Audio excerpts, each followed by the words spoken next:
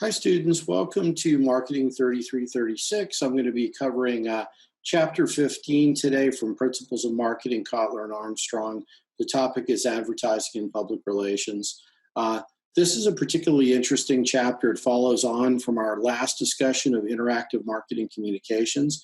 Remember that advertising and PR are part of our marketing mix variables or marketing mix concepts, and a couple of the instrumental ways in which we communicate the effectiveness of our product or information about our product into the marketplace. So let's first talk about advertising in general. Advertising is any paid form of non-personal presentation and promotion of ideas, goods, or services by an identified sponsor. A couple of key terms in here. Non-personal presentation, meaning that it is not being customized and delivered by a human being for each individual. So it's not customized, it's non-personal, meaning that it's a general form of communication.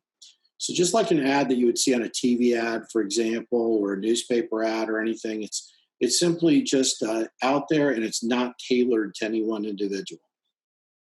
It also promotes an idea, a good, or a service. And the final thing is it's by an identified sponsor. You really know who it is who's made this advertisement. So this is a core definition of advertising. Now, when we think about advertising, there are really three factors that we want to consider when we're thinking about budget and selection of ads.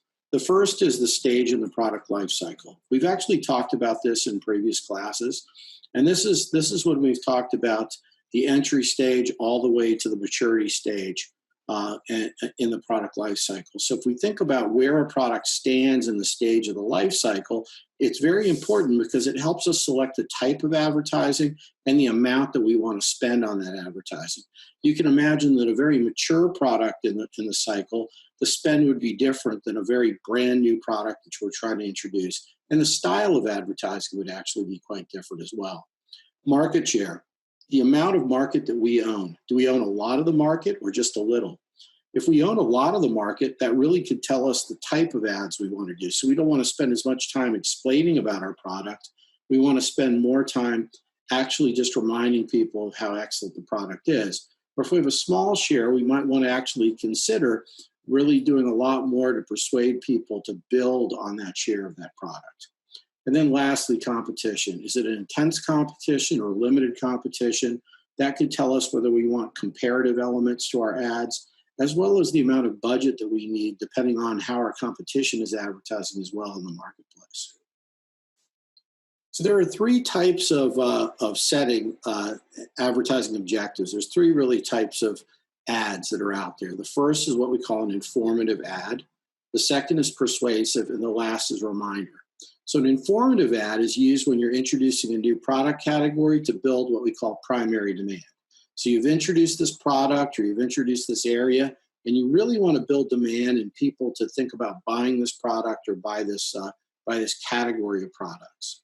Persuasive advertising is used when there's increased competition or selective demand out there, and we want to be able to persuade people that we are the best product in the marketplace and give them reasons to purchase our product. And lastly, reminder advertising is really used for mature products to be able to help maintain the relationships with customers and keep people thinking about these products.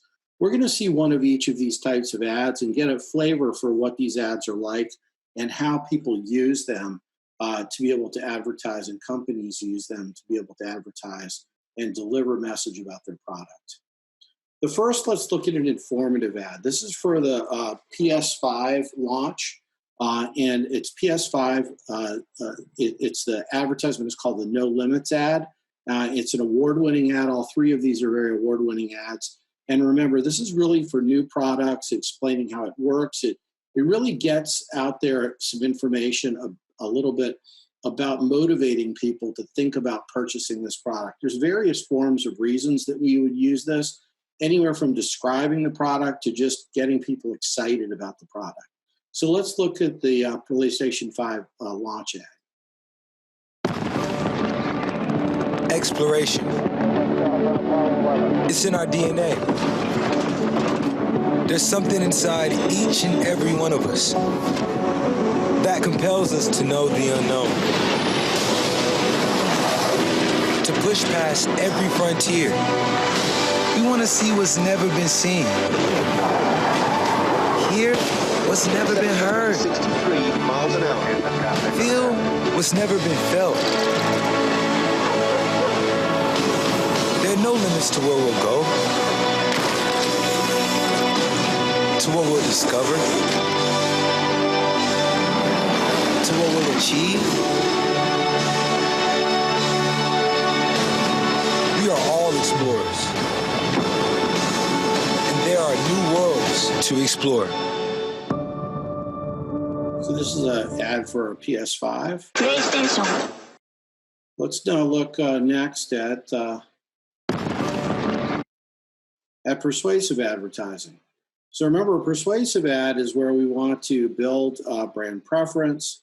We might encourage people to switch. We create consumer engagement for the product. And so this one here is really about getting consumers engaged in an already existing product that's heavy in the marketplace. You have Gatorade, Powerade, a lot of major competitors in the marketplace. And what we want to do is persuade people that Powerade is right for them, tie it to a celebrity possibly. So let's look at this as an example. This is Just a Kid Rose from Concrete, another award-winning ad.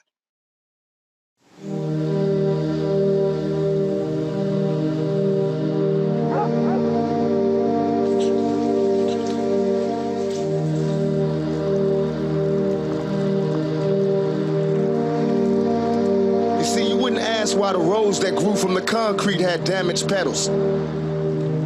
On the contrary, we would all celebrate its tenacity. We would all love its will to reach the sun. Well, we are the roses. This is the concrete. These are my damaged petals. Don't ask me why. Ask me how.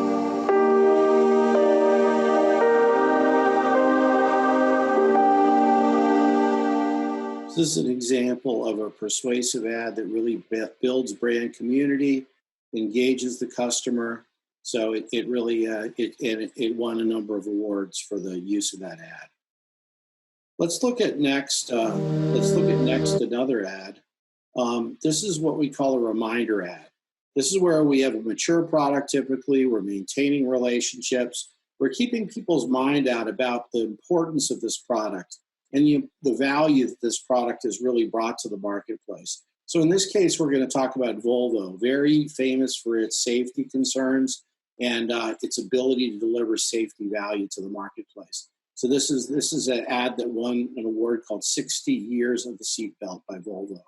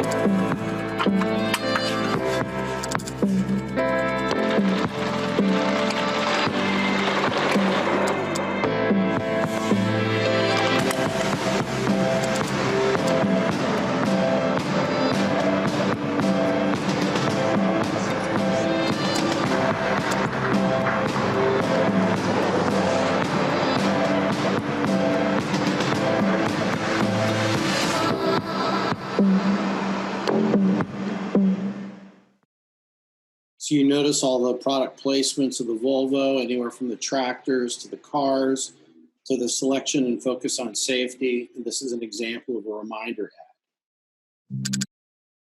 So when we're thinking about advertising, a couple of the key things that we think about when we're designing our ad campaigns is reach, frequency, impact, and engagement. Let's talk about each of those really quickly. Reach is, and this is when we're going to look at the impact of our campaign. How effective is our campaign? Reach is first is a measure of the percentage of people in a target market. Remember, we define our target market that are exposed to a campaign in a given period. Is it 10% of our market, 20, 100%? Obviously, we'd like our reach to be as high as possible. Frequency is a measure of how many times the average person gets in the target market is exposed to this ad. Are they exposed once, 10 times? What's the frequency? Impact is a qualitative value of a message given through the medium. So it's like, how impactful is the message? That's a little bit more difficult to measure. It's not as quantitatively a measure, so it's usually judged. And then lastly, engagement is a measure of things such as ratings, readership, listenership, click-through rates. What a click-through rate is, for example, is if I'm watching an ad online and I decide to click through and find out more information about that product. Sometimes you might have, for example, seen an ad for insurance and then click through and find out more about that insurance product or a new product. Those are called click-through rates. So how many times do people click through to actually see the product when they see the advertisement? So these are a few areas that we look at for metricing the advertising. We have to remember that one of the biggest issues today is what we call advertising clutter. So with all of the internet capability and all the ad mechanisms, both through your phones, through your computer, through your television, through paper, all the different mechanisms that you can get advertising today, we are actually facing a big issue of advertising clutter. And the challenge with that is getting past this. People just want to break through advertising and get it over with. And that's why there's been an issue, for example, with DVRs or recording devices and stuff where people just go past movies or fast forward through advertisements. And that's why you're starting to see more companies putting restrictions on content that forces you to watch ads. And so they're doing that simply because they know that people have been overwhelmed with advertising clutter. So they're trying to figure out ways to actually get people to see the ads rather than push through the clutter. So the next section we'll talk about briefly is public relations. I really want you to focus on advertising. It's good to understand public relations, though, too. That's an important lever. It involves building good relations with the company's various publics and obtaining favorable publicity. So building up good corporate image, heading off unfavorable rumors, stories, and events. So there's usually a public relations department at any major company, and their job is to go out and be able to get messages out on television, broadcasting, newspapers, put out press releases, try to get information out that's positive about things happening about their product. And if something negative happens, they're trying to stop that negative transfer of information by providing qualifying information and other information to be able to minimize the impact of that in the marketplace. So what are some of the public relation mechanisms? We have press relations or press agencies that drive this through. We have product publicity teams that actually go out and do product publicity about it. And then we usually have what we call a public affairs. This involves building and maintaining national or local community relations. So in press relations, we're actually working with the press to get information out there about our product. Product publicity is where we're actually going out there and trying to get specific placements or instances of our product out there in the community to get them interested in it. And then public affairs is working with national or local community relations or organizations to be able to get them to be positive on our product. We also have lobbying. So this involves going to regulatory agencies and the government to be able to make sure that regulatory policies and elements are positively favored on our product. There are so many companies that spend tremendous amounts of money to work with the federal government to make sure that they minimize regulations. So the oil and gas industry, for example, spends a tremendous amount of money working on the government to minimize regulations on oil and gas. Another example is the alcohol or beverage industry of trying to get to maintain their status of making things legal in the marketplace. So these are examples of lobbying efforts that go out there to work with government agencies to make sure that they get positive access and rights to be able to sell products. Next is investor relations. So people who invest in public companies through the stock market, shareholders, the financial community, we want to send out information to them about new product launches, information about status of our company, things of that nature that get them excited about it and continue positive images on the investment of in our company. And then lastly, development. And this involves public relations with donors or members of not-for-profit organizations to gain financial and volunteer support to back our product in the marketplace. So one of the reasons that we do public relations is the costs tend to be much lower than advertising. In fact, we get that information out there. There's actually no cost to it except for our PR people's efforts that they bring out there. So if they can actually get a good PR release, that can actually have a nice impact, and it costs very little for our firm. It often has a stronger impact on public awareness than advertising because independent sources pick up this information and share it out there in the marketplace, which gets really positive awareness, and there's a lot of people that get the information.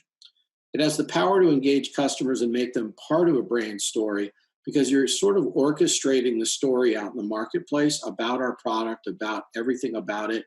So you really, as a PR person, are the person just managing the image of the product in the marketplace. So these are a few of our major media sources and media tools that people use in PR, ranging from news to speeches to public service activities. You can see this list, but these are examples of what's used out there in the market. So I'd like you to become familiar with this a little bit and get to know a little bit about advertising and public relations. Anyway, I hope you have had a good week so far and doing well in the class. Take care.